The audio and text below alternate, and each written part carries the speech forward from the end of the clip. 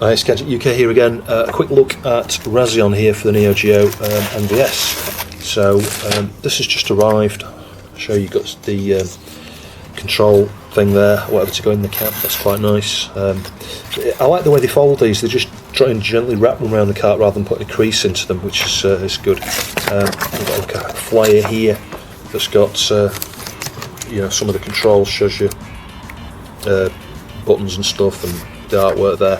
You could perhaps stick that in a shock box or something. It's probably might be a bit small to fit in a shock box, but nevertheless that's a nice addition anyway. And then the dip switch sheet here, and there aren't very many options. Operation, which is either home or NVS I think, and demo sounds with or without, and then a label as well. I'm not sure why they provide a separate label for that. I don't remember the other games having a spare label, but anyway, nevertheless, it's always nice to get these extra things. And just like the last game, some pink anti-static bubble wrap here. The label's a little bit different, and in fact, it's different from the label that was in the box there. Can you see it's like a full height label? It goes over the outside of the shell there, but it looks really nice. Actually, I quite like that style with the black edge around it. It's really nice. As you can see, the serial number on this one's 4324 there. So we'll have a quick play of the game now, and then later on I'll take the boards out. We'll just have a quick look inside. So I'll have a quick play through the first 3 or 4 levels here. I'll let you listen to the intro.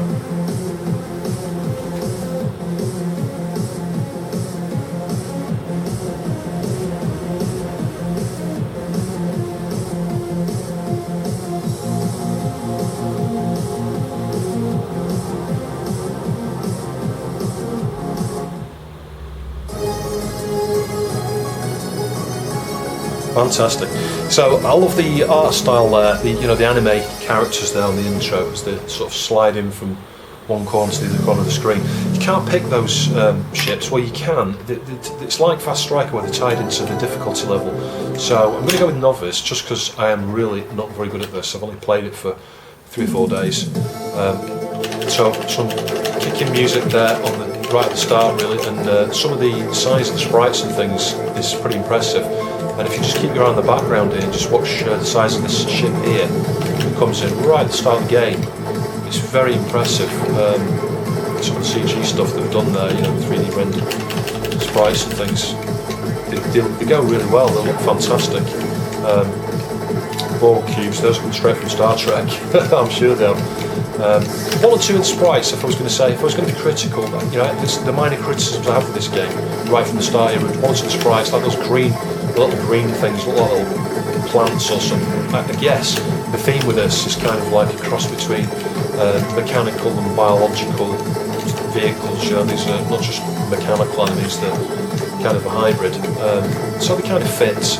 Maybe it's the colouring that doesn't quite catch my eye right. But also on the first level here, these little vehicles you get across the bottom, you'll see them in a minute, little tanks. They just look a bit Lego-ish, or Fisher-Price. I'm like, well, they don't look particularly dangerous. They look like toy things. But that's pretty much my own only real criticisms of this game. If I was going to say anything negative about it, other than perhaps the last level just feels a little bit rushed. And I'll see if I can get to the last level just to show you. I might skip some of this video here, cut some of it out, just to jump a bit further on, perhaps include that level footage, because I'm sure you don't want to see me waffle or listen to me waffle all the way through this. So generally, you tap A to do fast shots like that, or you can hold A and it does an even faster shot. And at the same time, when you hold it A, it shows your hitbox. See that little red thing over my vehicle in the middle? Stop, it's gone now. Hold down A, it's back again. And obviously you collect those little blocks as well, cubes, which over time they shrink and disappear, I think. And obviously those increase your multiplier. You can see at the top there, 1888 at the moment. Now it's 1940. So of course, the more of those you collect in the series, the higher your score multiplier goes. These are impressive. These bits of background stuff here, scenery that just come in. If you just watch the one pops in from the top, look at the way that pivots in. It's really nice. So you can see there's also a tactical use of using that charge shot in that you can shoot through walls and obstructions and things. It goes straight through them.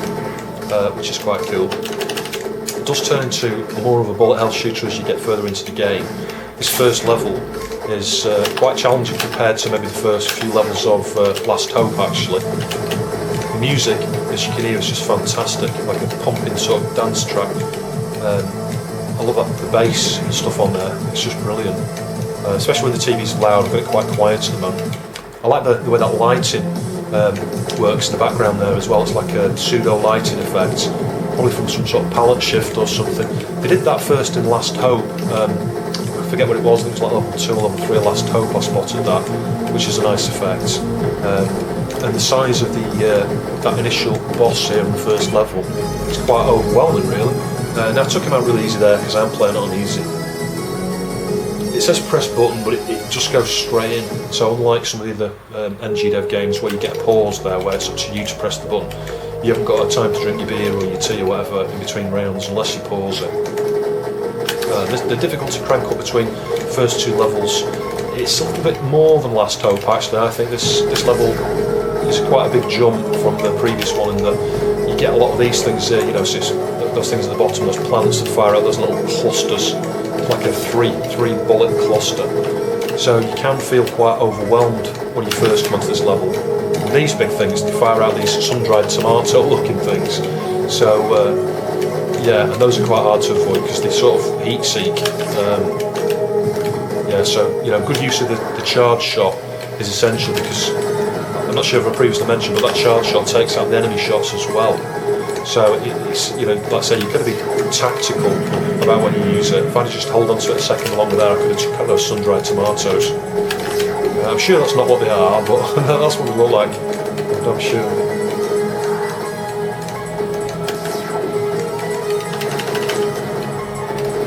And holding down it all the time is not always the best approach because it slows you moving them down, There are times where you want a quick exit when someone's coming towards you. Oh my god.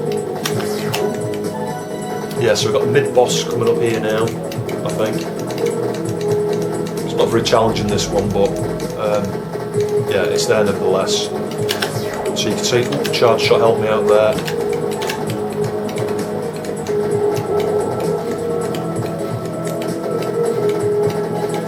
Yeah, I like the pink explosions. I think it's quite a refreshing change, really, rather than just being, these are all mechanical, let's have big sort of fiery explosions. It's I knew that was going to happen. It's a little bit, it's got its own look and feel, I guess. There's probably nothing else that looks or feels like this on the Neo Geo, really. I think the nearest thing with large-ish sprites, really, is probably Prehistoric Isle 2.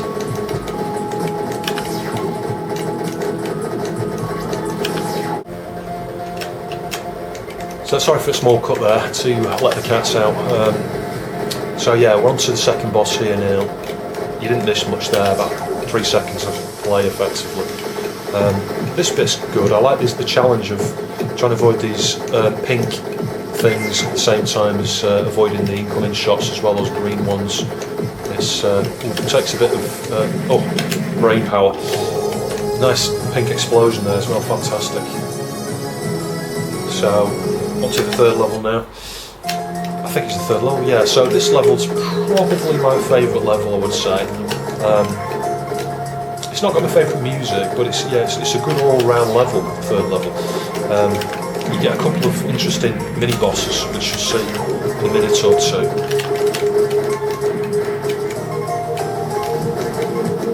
I think the soundtrack to this level's pretty good, actually, but my favourite soundtrack is level 5, I think. So I'm playing very badly here. See if I can concentrate. I'm playing on the easiest difficulty as well, I shouldn't be playing this bad. It is one of these games though, that you do need to, a bit like Last Hope, you've got to memorise the routes where things come and take certain enemies out the minute they come on the screen, because if you don't take them out quick enough, you can become overwhelmed by shots from, all over the place. Sometimes you can get around that if your charge shot is charged up, and your charge shot will charge quicker sometimes if you collect the blocks. So yeah, look at that, straight out of Terminator 2, but awesome, absolutely fantastic.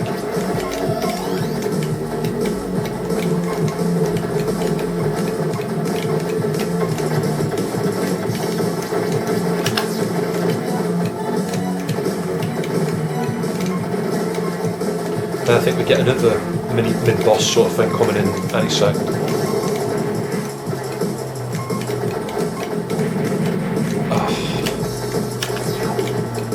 Yeah, this is quite difficult.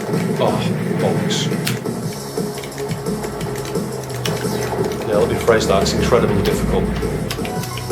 The good thing about that is you don't have to actually take it out, and I think it's the same with that T2 type enemy. They do just disappear. They're just there at a certain point in the scenery, and you can almost just avoid the bloody things, just fly past them and you're alright. So that's one negative thing I would say. I would like to be able to, you know, for it to freeze the screen and you get stuck on that enemy for a period of time until you actually destroy them. Whereas it doesn't feel like it's been designed that way. It feels like those particular bosses have been designed to just be, you know, something in the scenery to annoy you for a little period of time until they're past. I think you can take them down sooner rather than later, but they just disappear of their own accord anyway. I could be wrong. Comments down below if you know otherwise, but that seems to be how it's played out every time I've come across them.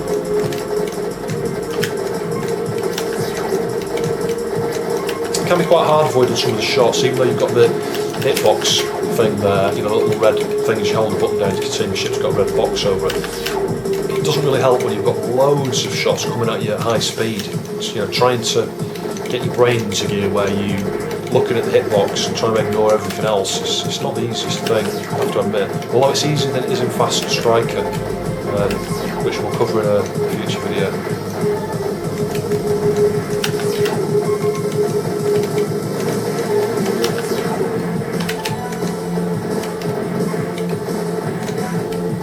So hopefully we're not that far off the next boss here. Oh, should I get that charge shot? Yeah, he's the third level boss, I think.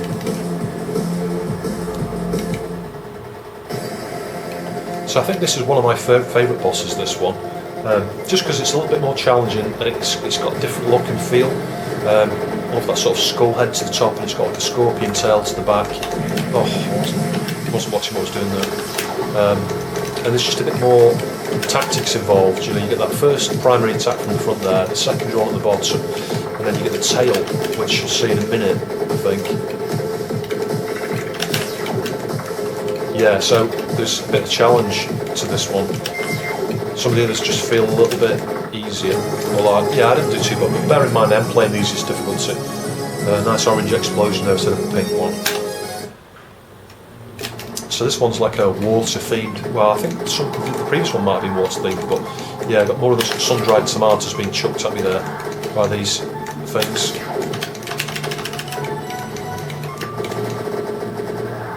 Yeah, this is one of those levels where you really need to pay attention to when you use your charge shot. Just using it at the wrong time can be fatal in certain places. So the music slows down a little bit at the beginning of this level, picks up a little bit I think as the level progresses. But it's a much slower paced, you know, mellow music really for this level. And the way they've done they've got the sprites shimmering there, you know, if you look at some of the ones at the bottom. I guess you're supposed to be underwater, and it's, you know, it's got kind of a refreshing, relaxing theme going on, but things do pick up as the level increases. But the music's picking up there.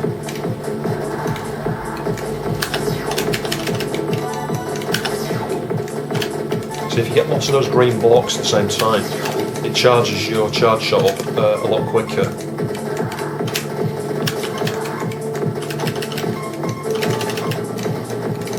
Good God.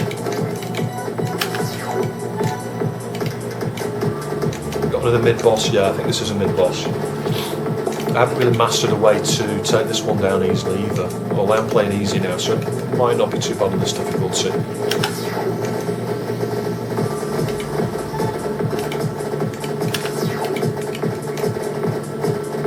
In a minute now, it should go down somewhere. It goes up actually, yeah, it goes up the screen. I'll have to add some more credits. Yeah, so at this bit I am just not sure on how best to deal with it when it's in this position, because if I those sun-dried tomatoes out at you, I don't know, it just seems impossible. That difficulty is not too bad, but you play that on normal or hard, you're in for a difficult time with it.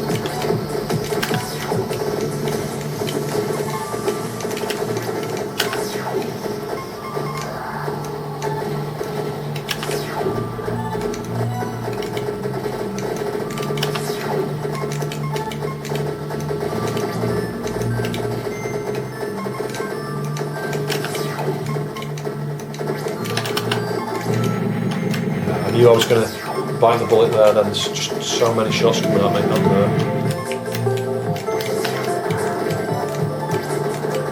Whoa.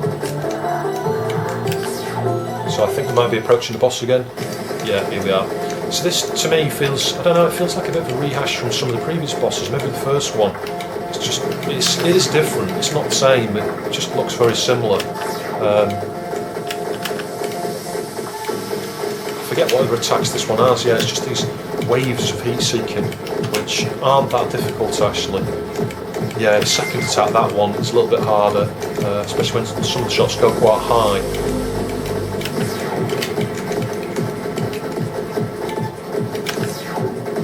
Yeah, that's not a nice attack.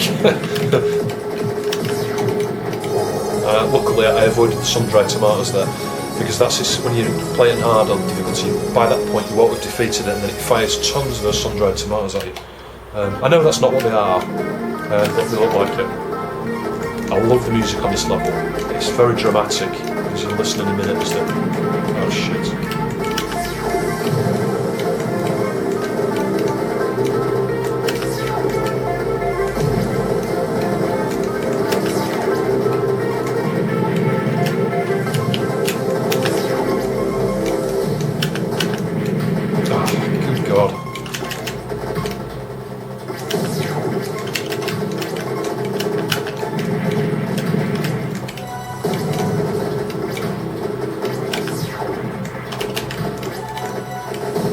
Yeah, if I concentrate more, use my charge shots, it really isn't that hard, this level actually. It really is just a case of using your charge shot at the right time.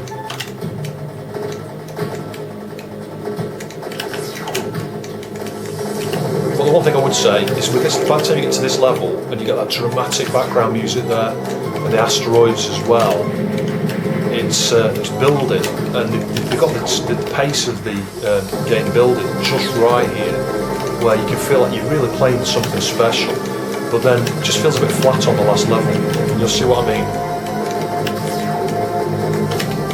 And I think it perhaps could have done with some different enemies in this level maybe as well. It just feels like just covering some of the enemies we've already seen and stuff. The asteroids are a nice addition. The backgrounds are fantastic there, you know, you've got some parallax scrolling and stuff going on, but that's what's missing from the last level. The last level just really feels rushed. And I don't think you can take out the asteroids, by the way. You've really just got to avoid them. You know, you can fire as much as you want, but you won't take one down. Is this a mid-boss? Yeah, I think it might be.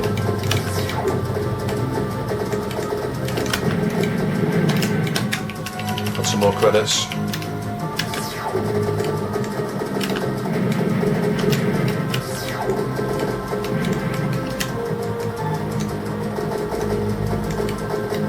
Giant asteroid there, besides that.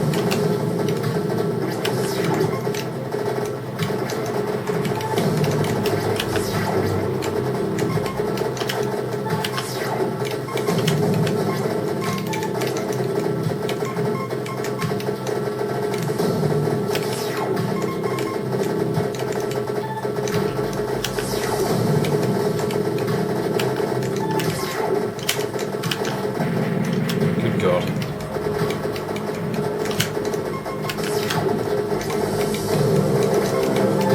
Yeah, I like those dramatic horns and the music there, whatever they are, you know, it's fantastic. So we come to the boss, I think, hopefully. Yes, this boss isn't too bad. This is probably my second or third favourite boss, really. You know, it's a little bit different in its attack style there.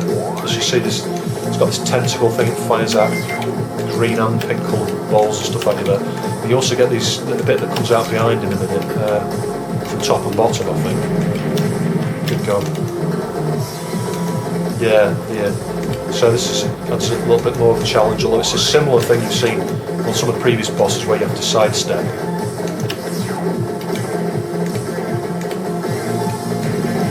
Okay, cock that up.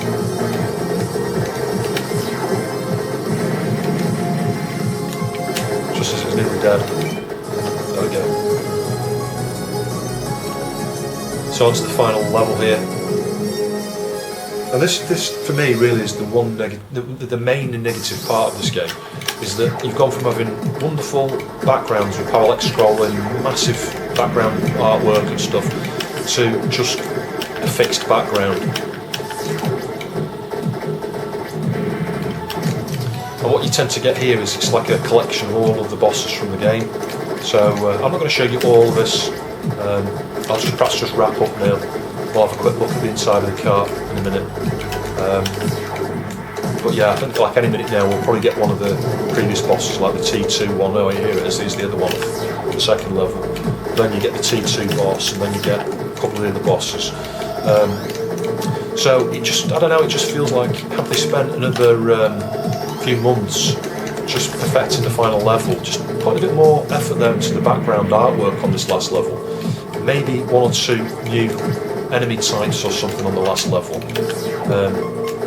It would have been perfect, but it's still a very good game. It's still highly playable.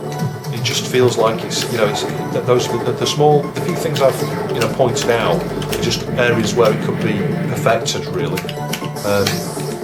Anyway, we'll take a look at the insides of the car now. So I've got the screws out there. I'm ESD discharged here. I'll just carefully take the boards out and have a quick look. So I think this is probably, one of these is going to be probably slightly different to from when we looked at Gunlord and Last Hope, because these are bigger boards. These accommodate 1560 megabits, although that looks the same. Gigachar board, 1.5 ROM volts. I'm just not sure whether that one's the same as well. I think it probably is actually, which is a bit curious. I was expecting different board sizes in these. Maybe they've just got one board set they use for all of them. So you can see it's got a Xilinx Spartan on there again. So you have a quick look at that. An NXP CPLD, whatever it is, I think. Another Xilinx chip here, maybe a CPLD. Flash ROM, level shifters. It does look identical to how Gunlord and Last Hope boards looked. You've got the USB programming thing there, so you can update the P-ROMs and things if you get an update from the NG dev team.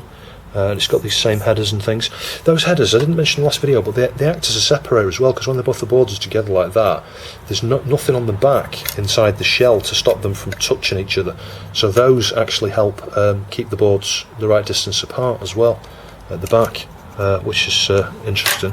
So let's have a quick look at that board to make sure there's nothing on the underside. No, there isn't. Yeah, that looks identical to the boards that were on the Gunlord and Last Hope. So I mean, is this game worth buying? I would say, yeah, you know, if you're a collector, absolutely. Where does it fit in terms of the games I've reviewed so far? I would say graphically and perhaps on sound as well, it's better than Last Hope, but I prefer the gameplay of Last Hope, if I'm completely honest. This has got some really nice, impressive, you know, huge sprites and huge enemies and things, but it's that last level. That last level just feels like it lets it down a little bit, but it's still, you know, if I was to give this a rating myself, I'd still give maybe a 7.5 or 8 out of 10. Last Hope maybe half a point more, because it just feels like each level's got a purpose, whereas the last level on this just feels a little bit cheap, if you like, in terms of the enemy.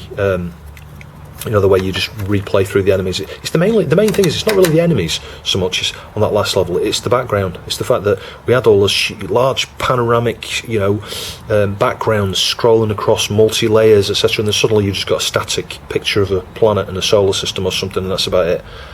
So it just feels let down on that last level, and I know other people, you know, from reading some of the reviews out there, other people have said similar thing, you know, so I'm echoing what they've said really to a degree, but I wholeheartedly agree that that's the one thing that really lets this game down, stops it from being a 9 or a 10 out of 10 to maybe being a 7.5 to 8 out of 10, but it's still a very good game, still highly desirable if you're a collector, and it's still very fun to play. Anyway, hopefully I found that interesting. Thanks for watching. I'll see you soon.